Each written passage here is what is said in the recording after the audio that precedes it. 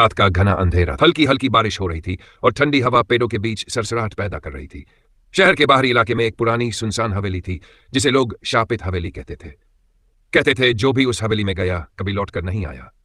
अर्जुन, एक जिज्ञासु पत्रकार, इन अफवाहों की सच्चाई जानना चाहता था। वह अपने दोस्त रोहित के साथ कैमरा और टॉर्च लेकर हवेली की ओर बढ़ा। हवेली के अंदर कदम रखते ही दरवाजे के पीछे से अपने आप एक भयानक आवाज आई, जैसे किसी ने जोर से सांस ली हो। रोहित कांप उठा, पर अंदर धूल जमी हुई थी, फर्श पर टूटे फूटे फर्नीचर पड़े थे।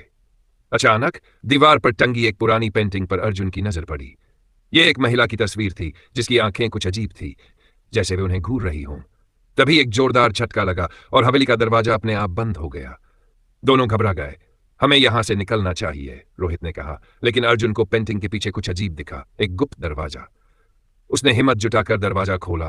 अंदर एक तहखाना था जहां एक पुरानी डायरी पड़ी थी। उसने उसे उठाया और पढ़ना शुरू किया। डायरी में लिखा था, मैं रजनी हूं, इस हवेली की आखिरी मालकिन। मेरे पति ने मुझे धोखा दिया और इस तहखाने में जिंदा दफना दिया। मेरा बदला अभी अधूरा है। तभी एक जोरदार हंसी गूंजी और ठंडी हवा पूरे कमरे में फैल गई। अर्जुन और रोहित की सांसें तेज हो गई। पेंटिंग में बनी आंखें चमकने लगी न, और अचानक उनकी पीठ के पीछे कोई चलने लगा। वे चिल्लाते हुए भागे, लेकिन दरवाजा अब भी बंद था। तभी दीवार पर लटकी पेंटिंग अपने गिर गई और उसके पीछे एक और गुप्त रास्ता दिखा। बिना समय गंवाए वे उस रास्ते से भाग निकले। बाहर आकर देखा तो सूरज उग चुका था, लेकिन हवेली अब भी खामोश और रहस्यमयी थी।